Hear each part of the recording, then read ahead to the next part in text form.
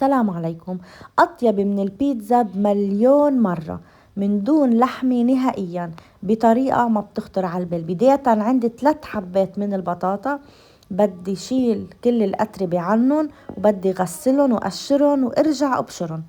هون بعد ما جهزت البطاطا مثل ما شايفين رح باشر ببرشن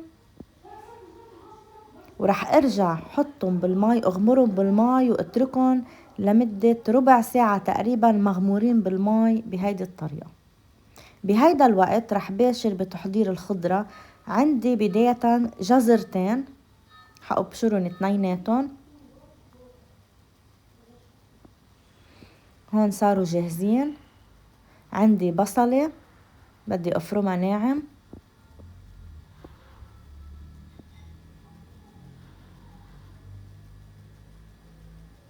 بعملها بهيدي الطريقة، بهون علي الفرن بطريقة سريعة. وعندي كمان الفليفلة الحمرا غسلتها وكمان بدي باشر بتقطيعها. فيكن إذا بدكن تستخدموا الفليفلة الخضرا، بس الفليفلة الحمرا بتعطينا لون كتير حلو بهيدي الأكلة. وهون عندي صاروا جاهزين مثل ما شايفين. على جنب بالمقلى حطيت زيت نباتي مثل ما شايفين، وبدي باشر بتقلية الخضرة اللي أنا جهزتها. أول شي بدي اقلي البصلة، ما بدي قليها كتير لحتى تتحمر، بدي البصلة بس شوي صغيرة تتدبل وبرجع بحط فوقها مباشرة الجزر. كمان بهيدي الطريقة بقلبن. بكون أكيد أنا مجهزة حد الفليفلة الحمرة اللي أنا مجهزيتها، كمان بنزلها فوقهم بهيدي الطريقة وبقليهم.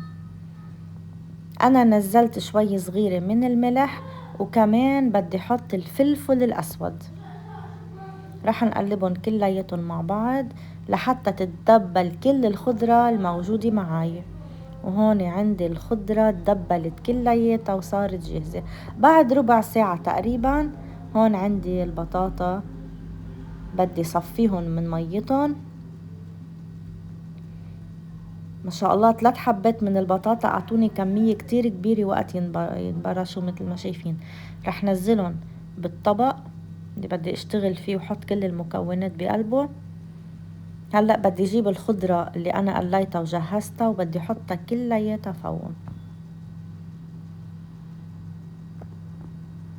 وهلأ رح أعطيهم تقليبي كلياتهم مع بعض، بقلبهم كتير منيح. طريقتها جدا رائعة، اقتصادية بامتياز ولذيذة جدا أحبائي، ما فيها تكلفة أبدا. بس هيدا اللي شايفينه قدامكم من دون لحوم نهائيا، أطيب من البيتزا بمليون مرة. قديش منقول قد البيتزا طيبة ولادنا بحبوها.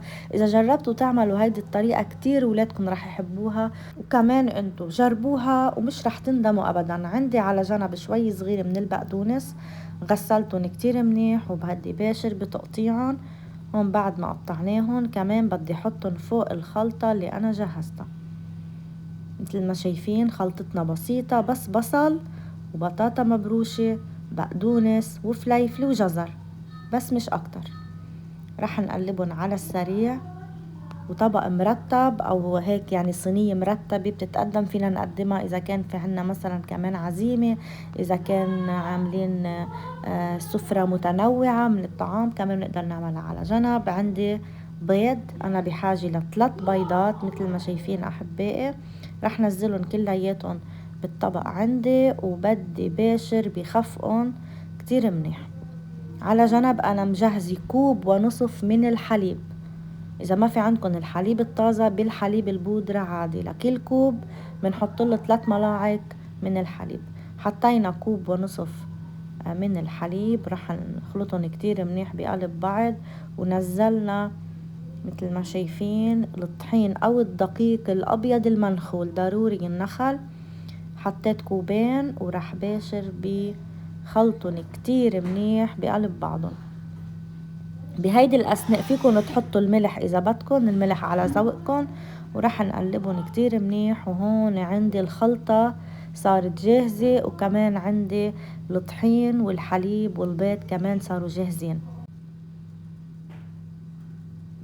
رح حطهم مباشرة فوق الخضرة اللي أنا جهزتها. كلياتهم بهيدا الشكل، ورح نعطيهم تقليبي كلياتهم مع بعض. إذا بدكم فيكم تحطوا الفلفل الأسود فوق الخليط كلياته وتخلطوهم، بس بما انه حطيت انا الفلفل الاسود بالخضره فما رح اضيف الفلفل الاسود، ما بدي كتر، بس فيكم انتو تحطوا فبتعطيها نكهه كمان كتير طيبه. رح نقلبهم كتير منيح بقلب بعض. وهون عندي الخليط صار جاهز. هون على جنب عندي صينية الفرن، حطيت عليها ورقة زبدة ومديت عليها الزيت بهيدا الشكل بالفرشاية. وهلأ بدي نزل الخليط، نزلت كل الخليط مثل ما شايفين، وبالملعقة بصير بعملهم بهيدي الطريقة. شفتوا ما شاء الله كمية قليلة عطتني هالكمية الكتير كبيرة وحتكفي العيلة كلها. فعلا فيها بركة هيدي الوصفة. رجعت حطيت الجبنة، جبنة الموزاريلا أنا استخدمت، رح حطها على كل الخليط. هلأ بحال ما في عندكم جبنة فيكم تلغوا الجبنة، بس بتطلع أكتر من رائعة. مثل ما شايفين دخلناها على الفرن، وهون بعد ما خرجتها من الفرن تقريبا بتاخد وقت شي 35 دقيقة مع المراقبة. عن جد شي بشق القلب، ريحتها كتير طيبة، فعلا شي بشهي، عن جد شي بشهي. يعني ما بقى تقولوا لي بيتزا وما بيتزا، هيدي أطيب من البيتزا بمليون مرة. رح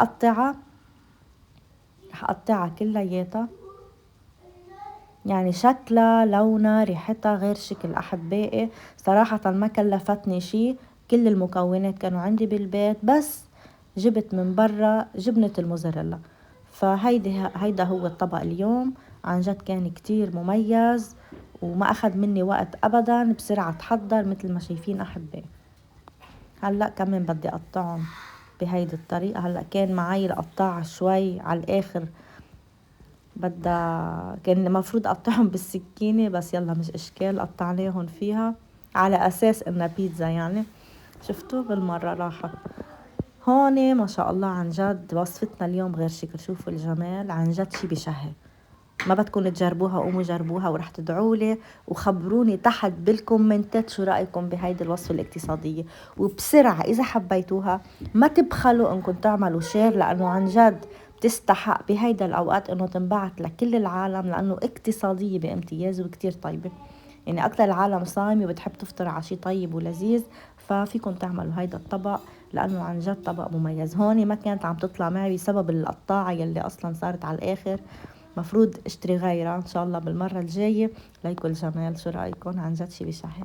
انا هلا بدي ودعكم احبائي، ان شاء الله يا رب يكون الفيديو عجبكم وحبيتوه. ما تنسوا الاشتراك اذا بعدكم ما اشتركتوا بالقناه، واعملوا شير ليوصل لاكبر عدد من الناس. انا بحبكم كتير، رح اشتاق لكم الفيديو القادم. الى اللقاء.